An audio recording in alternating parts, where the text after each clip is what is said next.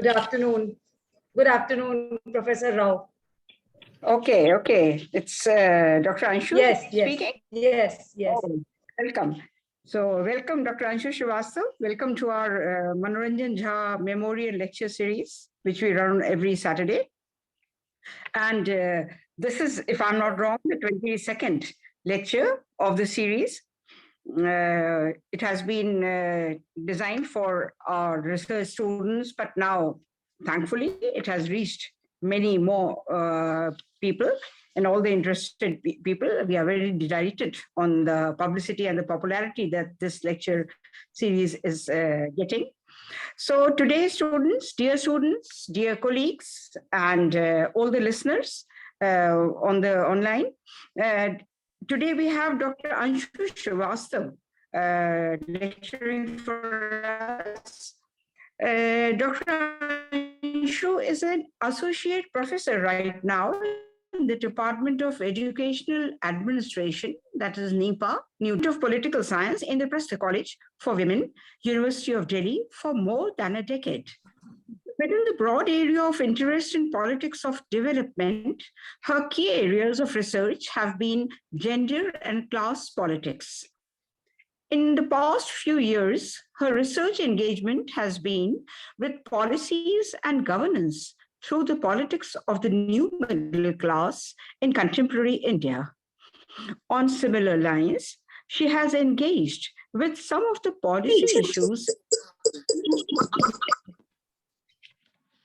in Indian higher education through the lens of educational administration.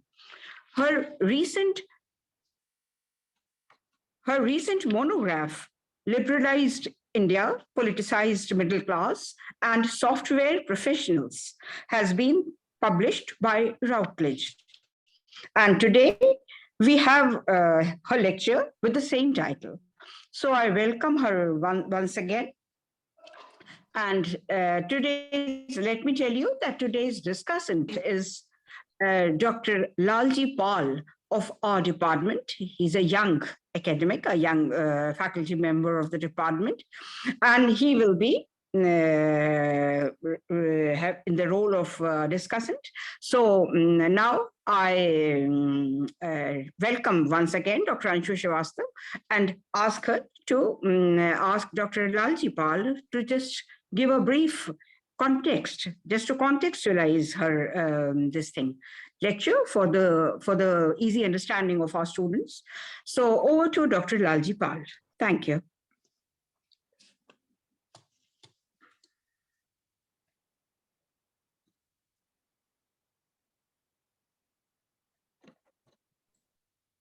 Dr. Lalji Pal, could I request you to enable the PowerPoint presentation? Yes, ma'am. So, with a few introductory lines, today's lecture is on liberalized India and politicized middle class and softwares. So, as we know that today's 21st century, the middle class is a very defining feature of 21st century for reading day-to-day activity and affairs of peoples, not only from the socio-economic perspective, but also from the cultural and other perspective. So the idea of this middle class in Western world was begin from the Marxist formulation of the petty bourgeoisie to came to till new middle class, discovery of new middle class by one Parrish. And in Indian context, it is again we can characterize, there are many scholars, but by the Rajani Kothari, eminent scholar of Indian politics, growing eminencia. Under that article, he is characterizing how poverty and human consciousness is connected to each other, which is a feature of middle class. It is also characterizing how departure of the one with the one nature and attributes of middle class to the the new attributes of middle class. Then now if we can see the new book of Leela Fernandez on new middle class, and it was having many new features described. And today's our distinguished speaker, Dr. Anshu Srivastava, is going to take one step ahead to this writing, to politicized middle class. How politicized middle class is something new and having some distinctive feature from the new middle class of India by Leela Fernandez. So with this word, I invite Madam to make her presentation. We will be listening to this. Thank you, ma'am, and now welcome for your presentation. And okay, thank you, Professor Shubha Rao and Dr. Lalji Pal for this very kind introduction. I do think that Leela Fernandez has been a constant reference point for me, and therefore I seek to constantly refer to Leela Fernandez and Carol Upadhyay, who has particularly worked on software professionals as the new middle class. But of course, Carol Upadhyay has been, her approach has been sociological. So just with the, as you wanted, taking a cue from your last sentence, where you say, what is the distinction between, let me say, what is the distinction between Leela Fernandez and my work? I would say it is not a distinction, but it is a step ahead, number one. Number two, our work is somewhat similar in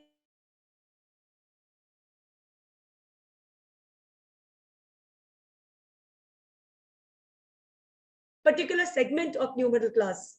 So therefore, it has nuances which perhaps Leela Fernandez has not, sort of referred to.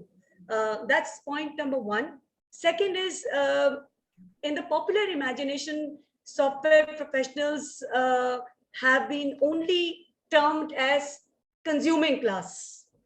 So taking a cue again, taking a cue from Leela Fernandez, who basically describes them as consumer citizens, I would like to, further throw some light on how they are turning into consumer citizens. So my presentation would be almost on those lines. But let me, before I actually present the PowerPoint, let me sort of just brief the audience to some of the facts and figures on middle class, and what was the reason why I undertook this study for middle class. So let me just briefly flag some points. So what is the middle class in the developing world? It is referred to people earning, of course, million people, 140 to 170 million people are added yearly to this category of middle class. So therefore, one cannot afford to really ignore this class and the kind of impact it will have on policies and programs and the general the general impact on society. Let me also just, these are things I'm just flagging, which they're not going to be part of my presentation. So this is just a very brief introduction. So there have been different evolutionary the different evolutionary history of the middle class in the West and in the East. So no two middle classes of different nations are the same. And if I say the middle class of, let's say, India and China within the same region can be the same, that would also be a misnomer. So, for example, in Europe, 19th, if I see the emergence of middle class in Europe, it is perhaps 19th century is the reference point.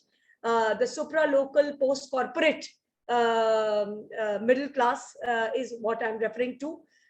In America, there are again different kinds of approaches to middle class, but the most perhaps accepted or the most popular notion has been of Blumen, who argues that middle class has emerged in phases.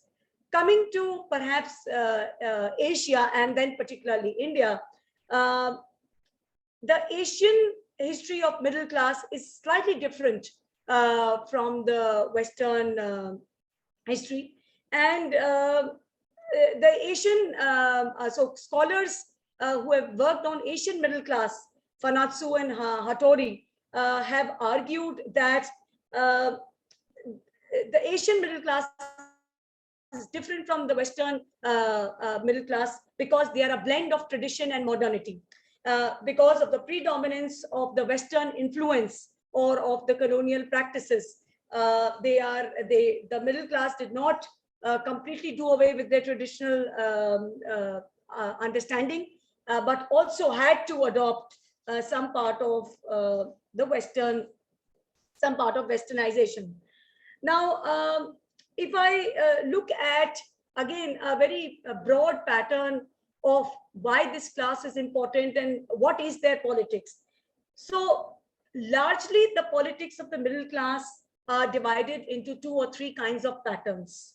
So one set of theories actually argue that they play a balancing role where the elite sort of are complicit or are in alliance with the powers that be and exploit the poor. And in that sense, middle class will play a role there.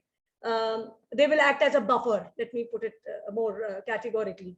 The second set of theorists argue that they act only when affected directly.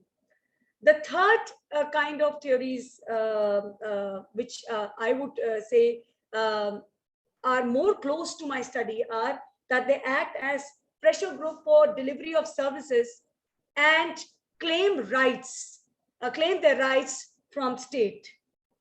So I can give the example of social movements of the 70s, for example, third wave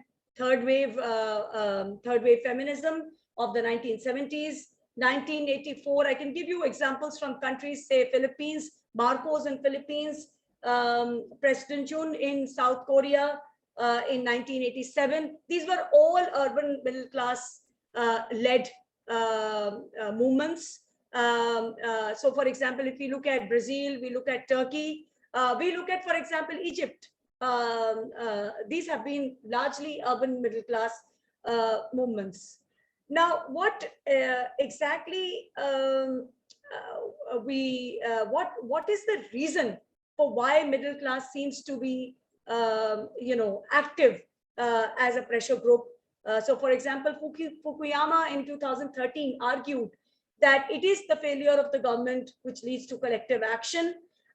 Some theorists also have spoken about the middle class when they, because the middle class has educational capital, they tend to be far more active. This has also been contested, but these are some of the important theories. So let me just begin with the PowerPoint presentation with this very brief introduction, and that will be specifically on the subject matter.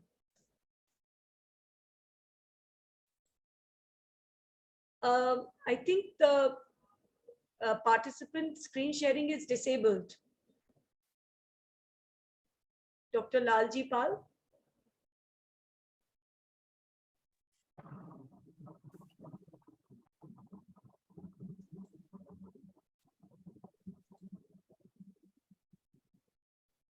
Ma'am, Subbarao ma'am, there is some problems from the administration host. we have to enable for presentation.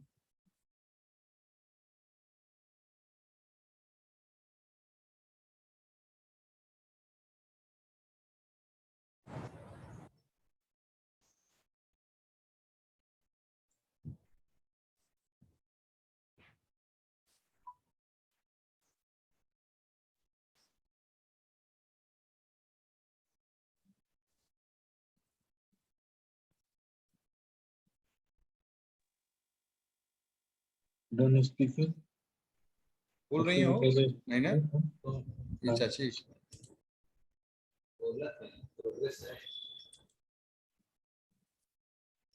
Driving mode इसका क्या है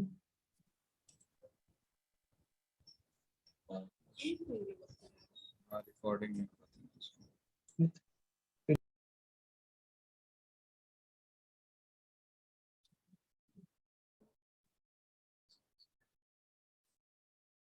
Okay, so I'm straight away coming to my book.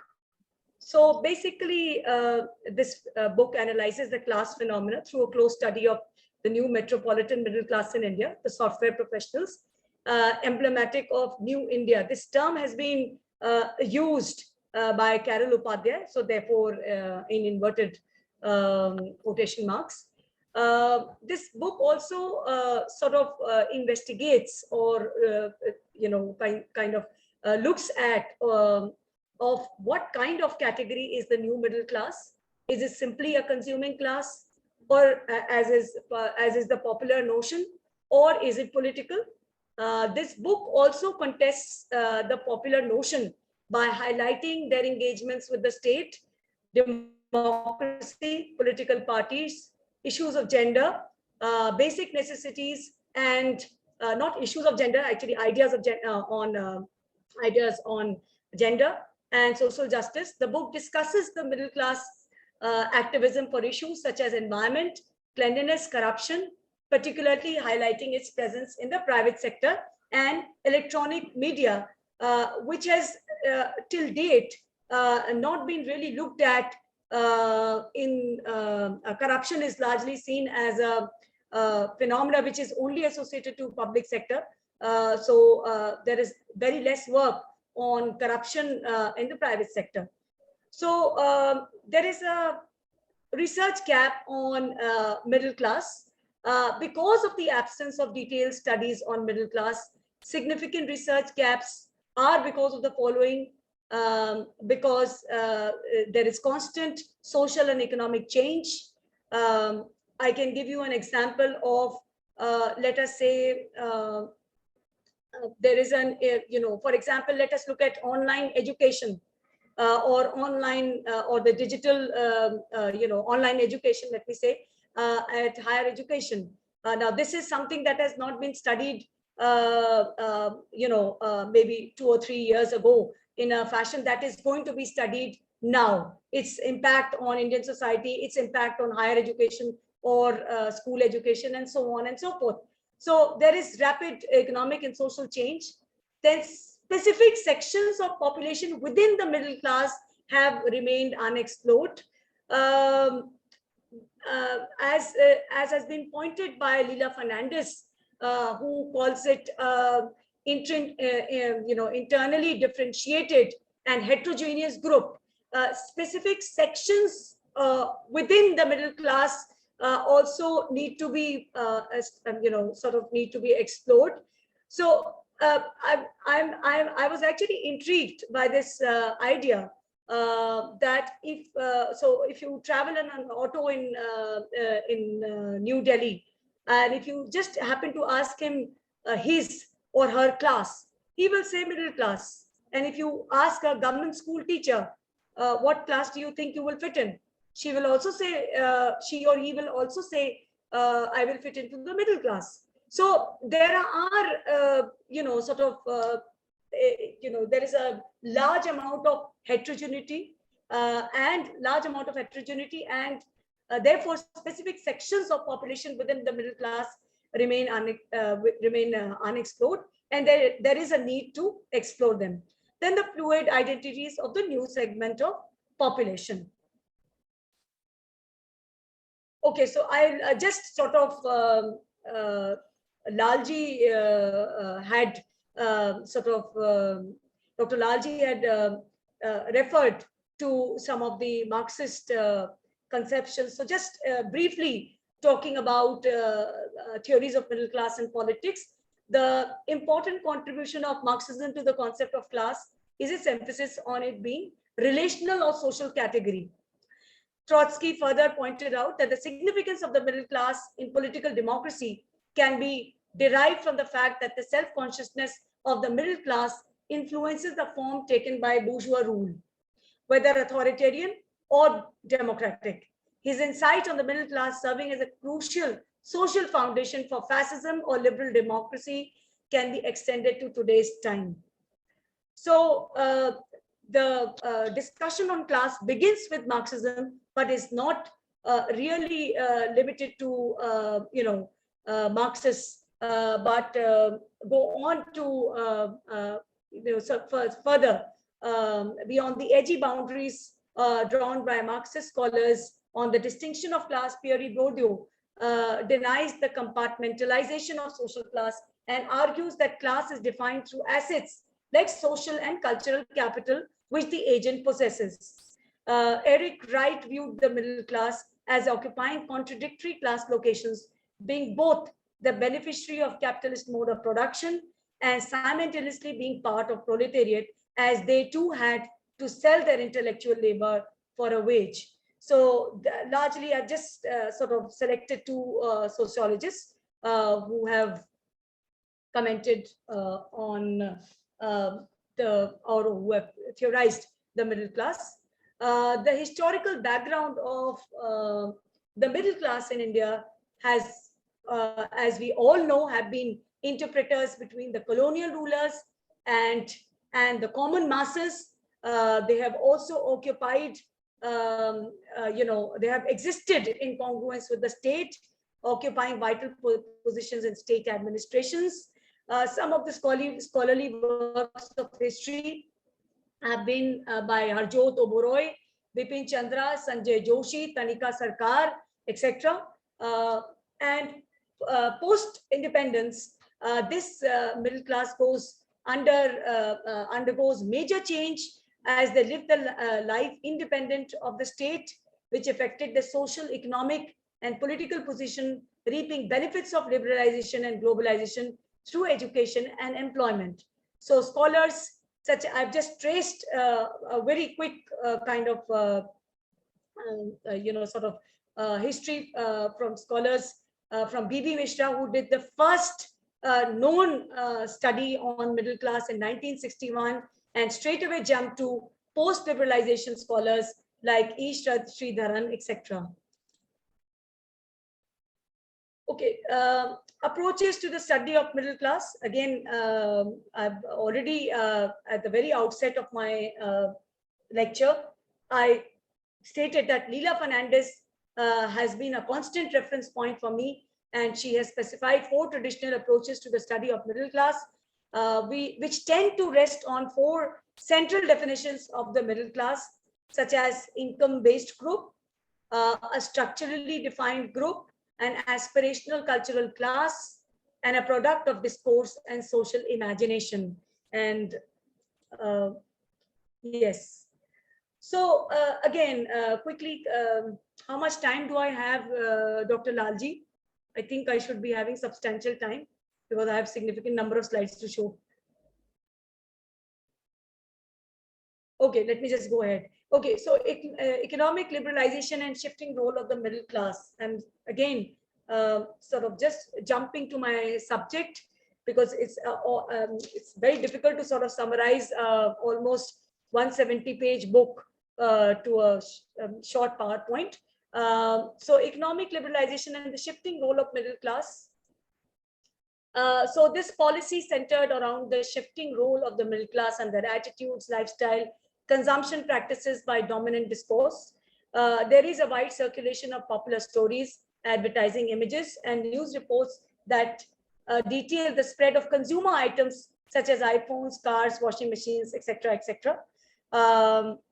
These representations identified the rise of new middle class, particularly software professionals, with success of economic reforms. And therefore, software professionals as a case study was selected by me. So constitution of the new middle class, this is a picture that is straight away from a software firm. So constitution of the new middle class, as Suhas Palsikar has sort of defined them as as people who have non-ownership of means of production, but effective control over means of production, leading to a sense of authority, generally non-productive realm of activity, predominantly service sector or intellectual labor, salary or fee structure, which is not objectively determined, share in surplus through unearned incomes and corruption, control over systems of administration, opinion formation, culture, knowledge, etc., social state disproportionate to income, and control over consumer and service market and emphasis on lifestyle. So these are the 7 important features which I thought were most appropriate to the software professionals that I am looking at. So we have been discussing about the middle class, and I'm referring, my study is primarily on the new middle class and taking software professionals as a case study. What is new actually? What is new about the new middle class? So basically, a loose understanding of the new middle class is that of individuals who are fairly above poverty line, having a sufficient amount of discretionary income. I request somebody to mute their mics. There's a little disturbance. Yes, thank you. Then some scholars claim that their newness lies in the employment in new service activities brought about by LPG policies. So, for example, software sector, call centers, etc., could also be attributed to the newness. Then there are others which view newness in terms of socially inclusive middle class that has transcended traditional caste barriers, leading to homogeneity of the middle classes by the turn of 21st century. So these are the 3 kinds of ways in which the new middle class, the newness of the new middle class can be mapped. These, some related to the previous slide, the kind of residential preferences of the old middle class and the new middle class. We see the high-rise buildings, the flats with the, the aspirational swimming pool, gymnasiums, parks for walking, manicured lawns. These are the kind of features that probably the new middle class is looking for. This is just one kind of a thing. So as I said, that how this study came to my mind was, which it suddenly struck me through the India Against Corruption movements, the newspaper headlines, which actually made me question or brought to my notice that there is a significant, or let me say, there is a significant participation and significant participation by software professionals in this movement. And I thought to myself, as in the popular imagination, since this is a consuming class, why is it that they are here in the Ramlila Maidan and other places for the India Against Corruption movement? So these were some of the headlines which struck me. Corporate professionals hold rally, professionals march with Anna, human chain and IT hub, 2-wheeler rally in Pimpri, and so on and so forth. And the second reason I attributed was the self-identification as a middle class. So if you ask somebody, if you're going in an auto, if you're going in an Uber, driven car, the response will be similar. that yes, I'm a middle class. So these are the two things that came to my mind, which actually sort of prompted me to undertake this study. Okay, so as I've already sort of said that it is the sociological writings in India which have taken a critical stance towards the political nature of middle class and disputing its progressive role in political life, reproducing inequality. So, for example, Dipankar Gupta has argued that the Indian middle class is one whose principles of democracy are weak and who thrive on connections and family patronage and so on and so forth. But Pawan Verma, in his not the original work on the great Indian middle class, but the latter work which he wrote in 2014, just at the time when there is a change from UPA to the NDA with Prime Minister Modi at the helm of affairs, argues that the stark visibility of the middle class in Indian politics began in 2014 general elections. This election witnessed the emergence of this class from a spectator to an influencer through the active role of electronic social media. The desire to see the due social, political, and economic changes, as well as a newfound identity of the middle class, gave Indian electoral history traverse a certain path. So there are two approaches to middle class orientation towards democracy, democratization, and activism. One is the unilinear approach, which equates economic modernization with political democratization, which is basically increase in levels of education, income may lead to socio-economic mobility. And the contingent approach studies the middle class, particularly in the developing countries, and argues that democratization is a result of constant conflict, turmoils, changes, and not economic growth. So this is one of the pictures that has been sort of the IT zone, the SEZ, in which some of the interviews were taken. So IT industry, as I have already pointed out, has been one of the major sites of India's integration in global economy. The economic reforms gave impetus to this industrial workforce. Software professionals carry significant social and symbolic weight in the middle class public sphere, according to Carol Upadhyay. And software professionals represent the fulfillment of aspirations of transnationalized middle class and are identified in the popular imaginations with the new India. The software industry of India, just a very brief about this. In the 1990s, Indian government played a facilitating role in advancing the industry and enabling offshore work in India. Unlike the global IT industry, the task of Indian IT industry is majorly focused towards providing low-end IT services like coding, debugging, and validation, which are relatively labor-intensive. Traditionally, Bangalore was considered as the IT hub, but due to the expansion of IT industry and the simultaneous increase in population of the city, IT giants shifted to more resource-rich locations like Gurugram and Noida.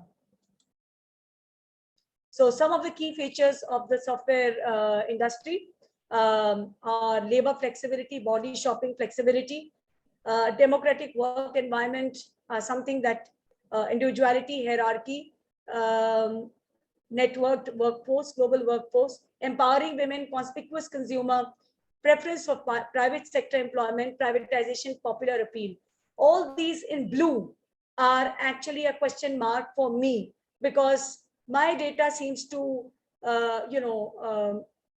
sort of contradict many of the popular notions about the software industry. This is also a photograph taken by me during my field study of one of the software professionals of one of the software firms, your future starts here, is the entry point of this particular software firm. Okay, now let me just come to straight away some of the very important highlights of my study. So, as you can see, that respondents' self-identification as middle class is that out of 131 respondents, 80 of them said that we are middle class, 37 upper middle class. So self-identification as middle class is a sort of as only the middle class is important. Of course, there wasn't any fixed income that they were talking about, but this is what the general understanding about themselves was. Okay, so faith in the idea of state. Now, there have been scholars who have been working on the state system and state idea. And some of them have been state-centric. So, for example, Achin Vinayak, Atul Kohli, Rudolphs, for example, have been rather state-centric and have been arguing that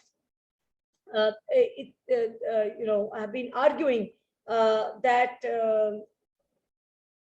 the nature of okay, yes, yeah. So they have been saying that state has so state has an autonomous existence. So these are the second set of scholars have been society-centric. So, for example, Rajni Kothari and others have pointed out to the crisis of the Indian state in terms of the fact that that the Indian state is sort of pressurized, and there is a crisis, and the state itself is turning against democracy. So in his 2005 work, he talked about the society-centric view, and a lot of this has been sort of mapped by me. So the idea of the state, remains with them. The idea, there is a strong faith in the idea of state, but we also see that there is after having said that, there is also a shift towards the kind of crisis also within the idea of state. So contrary to the popular perception, as this figure would is pointing out, the contrary to the popular perception about the new middle class who are presumably votaries of the market over the state, the software professionals had faith in the idea of the state. Now, as you can see, that when asked questions on whether they would prefer privatization of higher education, only 35 out of 131 answered probably yes. The other 53, 31, and 1.2 actually were, saying actually 53, 35, and 1.2 actually said no. Similarly, on do you think that the government should completely withdraw from the health sector and let private hospitals function? So only 15 out of 131 said yes. So the faith in the idea of state remains strong in the popular perception of the new middle class. But of course, there have been, I have no time to sort of discuss, but it has been discussed in the book, how this faith also dwindles a little bit on lines of on the lines of Rajni Kothari, who says that there is crisis of state. So for example, I could just, sort of read out one of the respondents' view that, let me just, so for example, one of the, interviews that has been there in the book is we expect strict application of law and order for everyone without exceptions of any class of society or designations. Also, infrastructure facilities equipped with robust material and access to latest technology should be there. So, for example, the government needs to rethink about taxation policies, and taxation of rural poor should be considered as a middle class, as the middle class is being burdened by taxation. So again, there are these whole host of interviews that are listed, but I'm just sort of selectively talking about some. Okay, so what is their stand on, the kind of services that they expect? So hospitals, on bus services, on electricity, and on schools. You could see that this is the popular. The reality is somewhat different because they do. So for example, electricity supply, if you look at this graph on electricity supply, government alone is only 27 out of 131.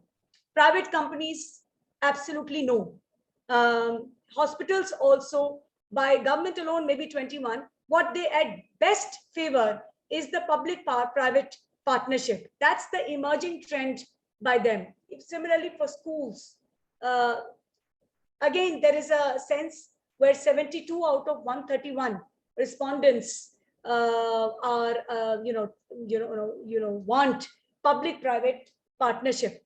And similarly for bus services also, the maximum number of people, wanted a public-private partnership.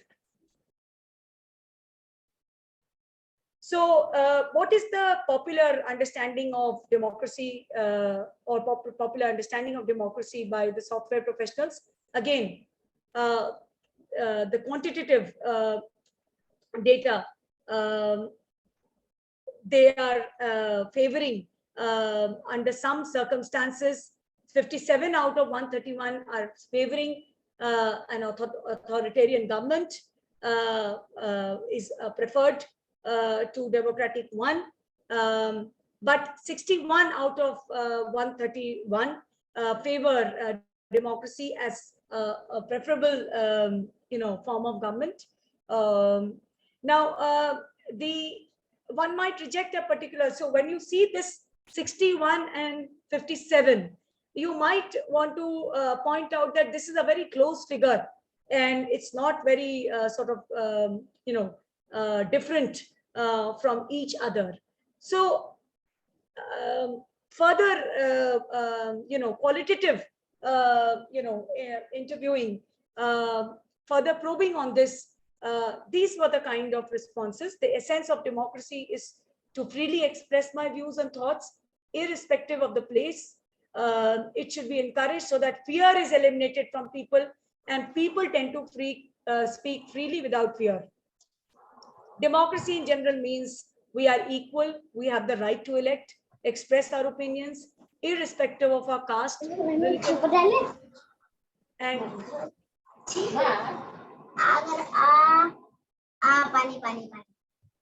okay, this is an interesting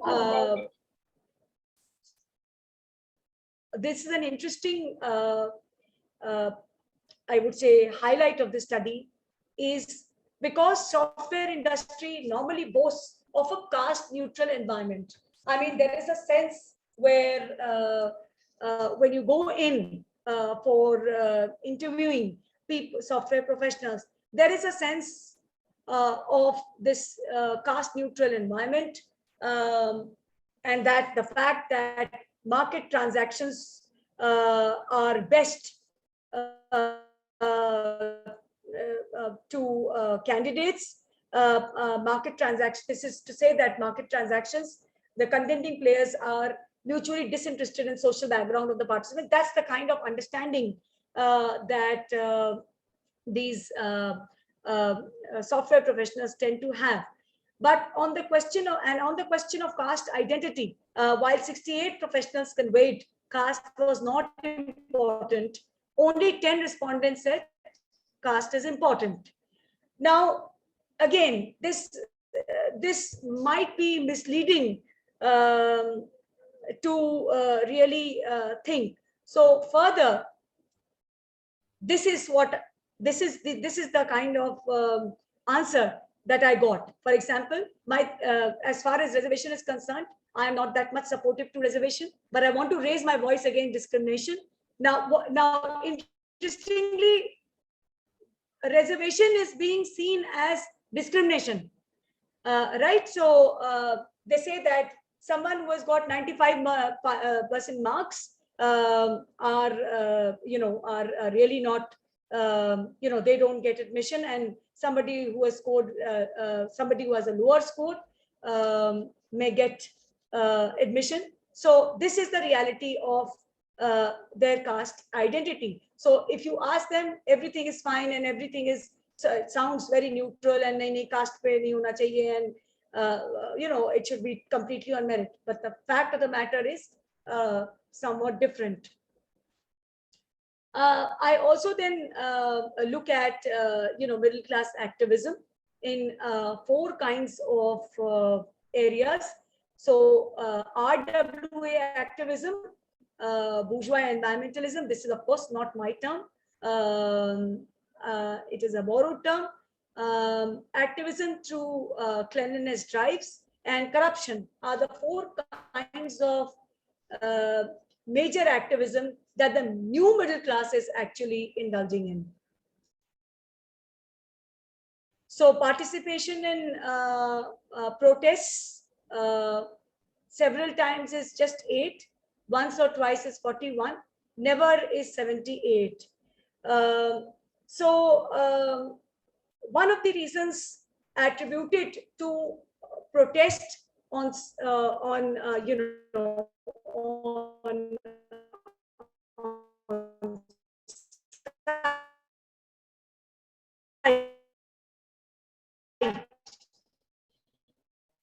because holding media, that can be one of these things. So is the new middle class the potential vote bank? Can we actually conclude that the new middle class, contrary to the popular perception of being apolitical, are, according to data, interested deeply in politics, as 99 out of 131 actually displayed their interest in politics. Again, there is no time to really sort of reflect and give you some interesting responses, but quantitative data is all that I could sort of okay. So finally, contesting formal form of citizenship, the delineation of the form of citizenship that does not rest on electoral politics or formal legal dimension or political democracies, in effect provides a distinctive mechanism that links the middle classes with state power. This is Fernandez's view. In recent years, there have been many cases where this consumer citizens, in which the idea of citizen is predominant, has been mapped by the study. So one is the intervention of Noida Authority and the court in the JP Builders case, in which there was a collision of interest between corporate-led development and citizens. State negotiating between them became a headline. This is around 2018, if I'm not mistaken. Then Home Buyers Association like New Era, Flat Owners Welfare Association and Noida had contributed significantly to the passing of the RERA bill in 2016. It was obviously highlighted that due to Noida's proximity to New Delhi, the role of this organization or this association was significant in the passing of the bill. Another very important example of this whole consumer citizen identity was the face-off between residents of Mahagun Modern in 2017 and upper middle class residential colony in Sector 78 Noida and domestic helps, which led to police intervention, demolition of makeshift shops and juggies, and statements by cabinet minister at the center and chief minister of West Bengal, Mamata Banerjee. So that is the kind of impact that the middle class,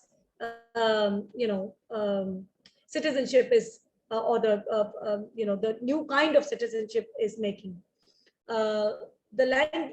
So finally, I sort of end with this this understanding that the language of assertion and their political demands are of globalizing nature, as their politics is witnessed in everyday discursive, cultural, spatial, and organizational practices like RWAs, associations, social media groups, and the likes. So they have been proactive with civil society formations. They have broadened the horizon of citizenship in the public sphere and negotiate with the state without being actively involved in formal politics, as opposed to the language of alienation. There is a language of assertion.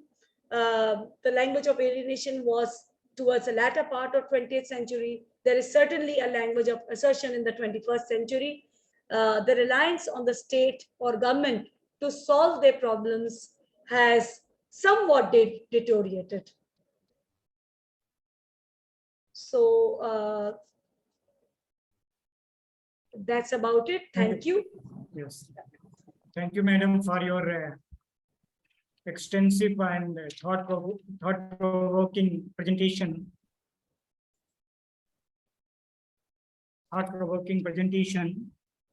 And it was begin with the detailed theoretical interpretation and differentiation of the idea of middle class from the Western writings and Indian writings.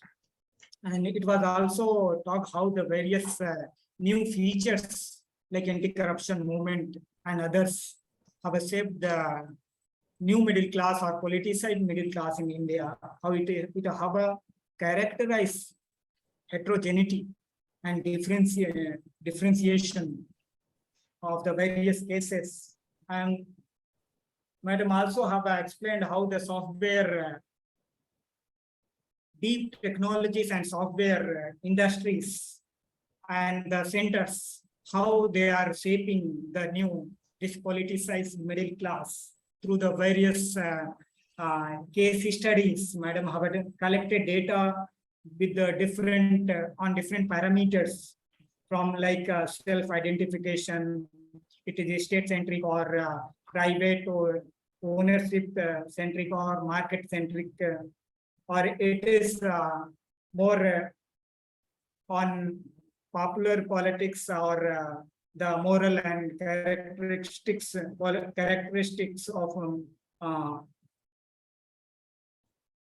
moral society and consciousness.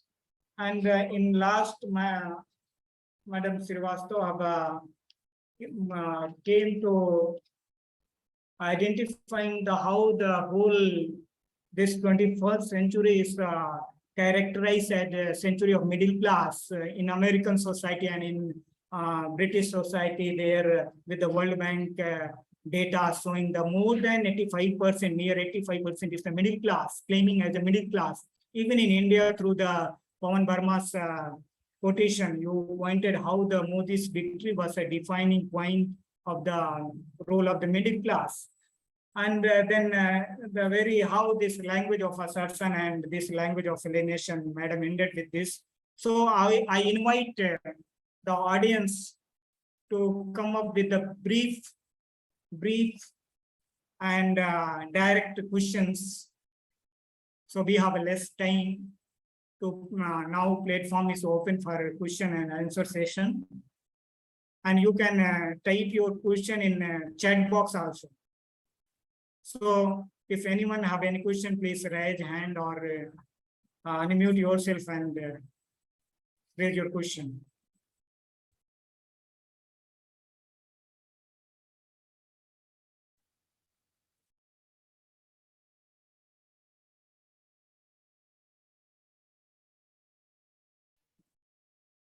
And then, ma'am, I have one question, or I want a clarification on this. How you have started to how the playing the Indian middle class, how it is complex. As you told, there is a role of caste. And the role of this caste in politics, like victory of Modi, is not just it's very complex.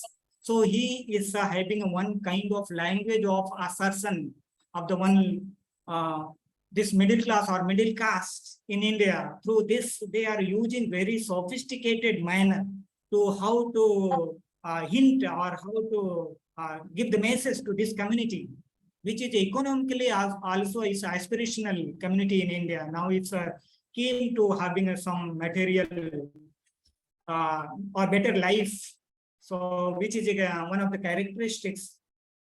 So ma'am, how these complexities of the like this middle class have a non-political and non-identical identity-based or having a disassociating with the identities in public.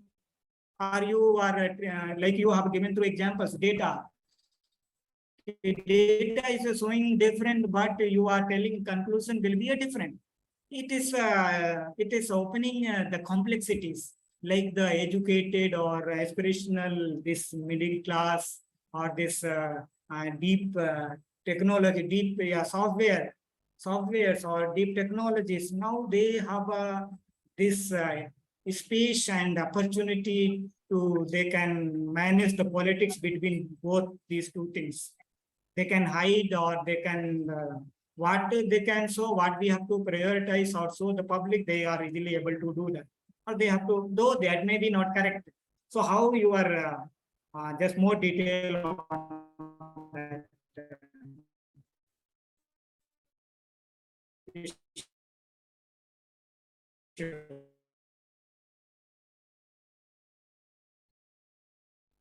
So can I respond right now, or yes, should ma'am, we we can plug. I have a think there is some question. question. I don't know if I'm visible. My video is on, but I think I'm not visible. You are visible. Okay, all right. So thank you, Dr. Srivastava, for that talk. It was quite richly empirical, so I thoroughly enjoyed it. I have a few clarificatory questions. First one is that you say that, being you're constantly saying that it is a popular perception that the new middle class is actually a consuming class. So my first question is it a popular perception, or is it also being endorsed by certain academics? So it is also a perception that is not merely popular, but might also be endorsed by certain academics for sure. And related to this is that is being consumption oriented automatically, does it mean that you are apolitical? I mean, if scholars are making this kind of an assertion that, they are consumption oriented, does that automatically mean that if you're consumption oriented, then you cannot be political? Is that, have others done it, or are you doing it? I mean, what is your stance on this? Another question is that what exactly is the difference between the political stance taken by the old middle class and the new middle class? If you could explain that, what is the exact kind of difference in their political stance? And lastly, because there aren't many questions that I can see right now, so I'll just take liberty and ask one more quick question, which is that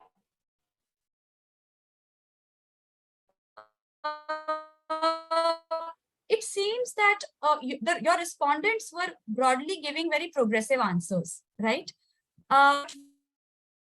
So no, people who are come from very, very traditional, parochial, regional kind of upbringings, However, they are environment, and therefore they have to portray themselves also perhaps in a very, very progressive way.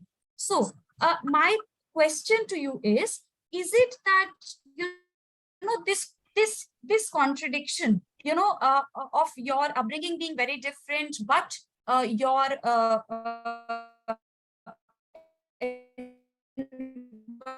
environment, your the positioning, and therefore perhaps your interview is showing certain kinds of, you know, progressive answers. Do you think that there is any contradiction in the answers that you've got and in the kind of politics that the middle class sometimes pursues, which is not that progressive, you know, which may not be that progressive? So is there any contradiction there? I rest my case there. Thank you so much. Thank you so much for your talk.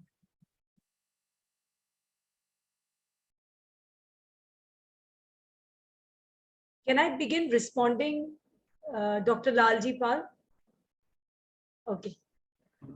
Okay, so I think let me start from the. This. Okay. We will take other. So what I'll do is perhaps I can begin from Dr. Shruti Dubey's 4 questions, and I can begin from the last. Actually, that will also somewhat answer your question also. Somewhat. I'm not sure to what extent, but to some extent. So Dr. Dubey is perhaps arguing that, or rather asking that is there I think what she means is, you know, are they really progressive, or the answers seem progressive, but is there a disjuncture? Clearly, there is a disjuncture somewhere, because on the question of caste identity, as I saw that disjuncture in many ways. As I said, that it's difficult to summarize a 170-page book in you know, 25 slides. I have so much of data to sort of show to participants that it was really difficult to really cull out data. So yes, this is one reason why I took out, you know, particularly highlighted this question on caste identity. So moment you approach the respondents, so I remember very clearly, in fact, that is mentioned in the book. There was somebody by the name of, you know, I think, anyway, his name was, okay, let me say X, but the surname was Yadav. He clearly pointed out, saying that, look, I am a Yadav. I'm in agreement that in the government, in the panchayat, in the government, in the local and the state and the central, there should be reservation. But in the private sector, there should be no reservation. In fact, I have actually sort of even thrown light. I think I should have shown that slide. There has been a bit of a, you know, hogwash in, you know, preparing the slides. Yeah, so he clearly spoke about the merit orientation of the software industry. That here no caste networks work, and this, that, only merit and merit alone. Yes, so Dr. Dubey, I think the first point is that yes, there is a disjuncture in some of their progressive statements, but the reality may point out to something else. On the question of consuming, let me go to your first question on your question of consuming middle class, whether it's popular. No, it's not just popular, it's sociological, because sociologists have been pointing out that no. So for example, I took the example of Dipankar Gupta, who has been constantly you know, talking about the politics in a rather very critical fashion, number one. Number two, most of the sociologists have been you know, terming them as the consuming class. It's only for example, later or let me say later studies within sociology by Surinder Jotka and Asim Prakash and some other sociologists in India have also started looking at their political orientation. So even within within sociology, there has been a shift from seeing them as merely consuming class to political. Now, your second question is on the fact that is consumer orientation necessarily, does it necessarily lead to being apolitical?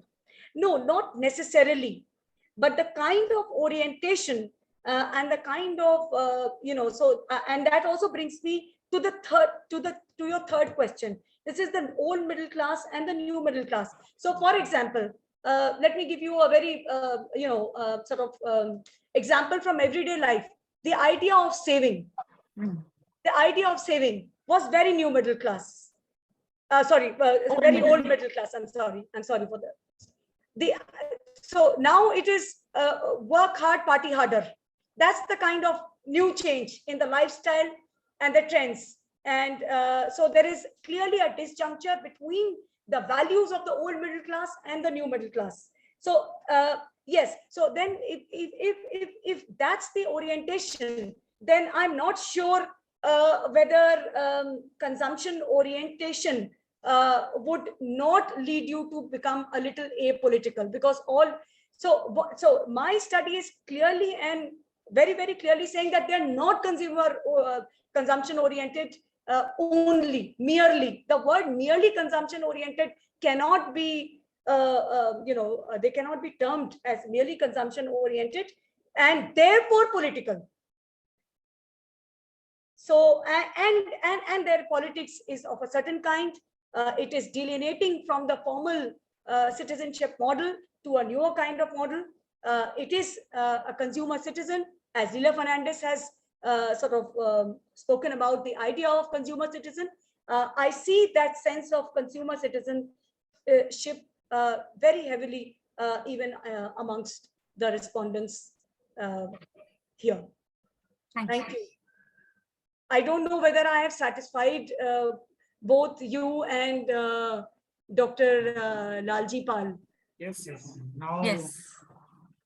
Priyanka, Yeah. Dr. Priyanka want to have a Hello. Hi. Thank you, Dr. Srivastava, for a very interesting lecture. And I want to congratulate you for the kind of in-depth work that you've done in terms of your findings and empirical data that you shared with us. I have one is a curiosity and the other is a comment that I seek. The time frame of your research, like when were you looking at your interviews and stuff? Because there's been this new sort of larger situation, context globally that has impacted the middle class, which was the pandemic. And with pandemic, there have been all sorts of, I don't know if we've been able to do that mapping sociologically really well, how much of this new middle class has gone back to the lower middle class because of, and if you're specifically looking at the corporate sector, that was very badly hit in terms of the job loss, in terms of the precarious nature of their contracts and employment. So pandemic has come up as a major sort of context in which I think the mapping of the middle class will have to be done afresh. And also, like, of course, Lila Fernandez, there was a course that I would teach in Delhi University in which that text on middle class by Lila Fernandez became very important, Pavan K. Verma. But I was just curious to know that post 2010, if there is any sort of text or reference that you would like to share with us so that we can also bring that as part of what we teach. And also in terms of, how, because the book is already published, and congratulations for that, but would you be interested in terms of looking at COVID, middle class, and also the professionals and the kind of impact that COVID had? So thank you very much. Okay, thank you, Dr. Priyanka. Okay, so you have two questions. So let me factually clarify. This data was sort of collected between 2014 and 16. So definitely it is not in the pandemic that I'm referring to. yes, it's a very important, I would say, step in future for me also, because there is now an increasing, increasing number of studies are now pointing out to the shrinking middle class, as you rightly pointed out. So yes, it would be an interesting exercise for me to see that how pandemic, affected this, and yes, and definitely there is a decline in the numbers of the middle class. Your second query is with regard to post 2010. So yeah, so I think I can just refer a very important book by Carol Upadhyay. It's called Re-Engineering India. It's by Oxford University Press. It came out in 2016. That's a very, very penetrating account of the software sector. But her position is very sociological, and she is dealing with the subject matter very sociologically. So therefore, this difference. A second set of scholars that I would, which I'm particularly very influenced and like them a lot, is Lalita Kamath and Vijay Bhaskar, M. Vijay Bhaskar. Their study on RWAs and this whole business of I can suggest you many more, but these two are immediately coming to my mind, right? So yes, and your third suggestion and your suggestion to take up a study on this impact of COVID and the pandemic is a very, very well received suggestion by me. I'm surely going to be working in this area. It had been on my mind, but it's just that I've not been able to engage with it as much as I would want to. Thank you.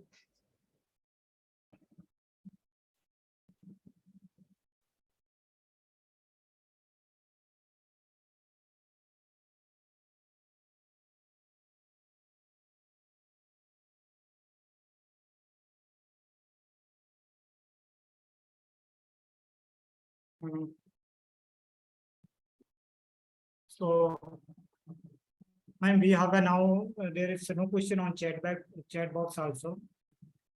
So if anyone want to ask any question or comment, please comment, and otherwise I will call our HOD to give a vote of thanks for this program to end up with this last formalities. Thank you, ma'am. Mike.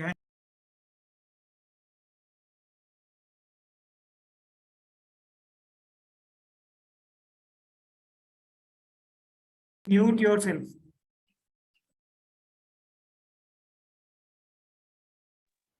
Am I audible now? Am I audible? Yes. Okay. Thank you, Dr. Lalji Pal, for a very meaningful intervention and your moderation of the whole question, this thing session.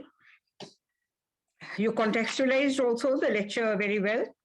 And thank you, Dr. Anshu Srivastava, for your very good lecture. And friends and dear students, what has impressed me most about Dr. Anshu Srivastava is her sincerity as a speaker and as a person involved in a certain problem. It is very evident that she has a very deep identification with her own problem and the whole spectacle of political participation by the middle class and the political awareness of that middle class. She has busted a great myth which we generally have, and which she has also mentioned, that the middle class is generally apolitical. And yes, very convincingly, you busted this myth, as I said, and you gave us some premises, on which we can build up an entirely new picture about the middle class. I remember you will tell me whether I'm right or not, that this is a particularly a problem of political sociology as we see it, because as we tend to teach this in the class, that a particular structure of middle class and with all that Marxian antecedents of that middle class, that conditioning that we have in our minds. But yes, now at present, the Indian middle class per se is entirely different. Dr. Priyanka has very rightly pointed out very knee-jerk experiences in the recent, as Dr. Anshu has said, that she's interested in this problem, and we'll be waiting very patiently for her new findings to come, and her new book. Probably we'll wish her that she might work on a new book entirely on the middle class and its corona experience and all. So thank you, Dr. Anshu, and it's very good to know about you, to know of a very restless and a very deeply involved and a very middle class and its political orientation. Thank you very much. And I thank all the listeners and my dear students who are all around listening to Dr. Anshu Srivastava, to all the participants, to Dr. Priyanka, and most of all to Dr. Lalji Pal, and for his support that he has given me. Thank you, Dr. Anshu, and wish you all the best in your future orientation. Thank you. Thank you, Professor Rao, Dr. Lalji Pal, Dr. Priyanka Jha, and Dr. Shruti Dubey for your questions, because no talk is complete without penetrating questions. You have left me with a lot of food for thought, and I thank all of you and all the participants for the same. Thank you very much. Thank you. Thank you.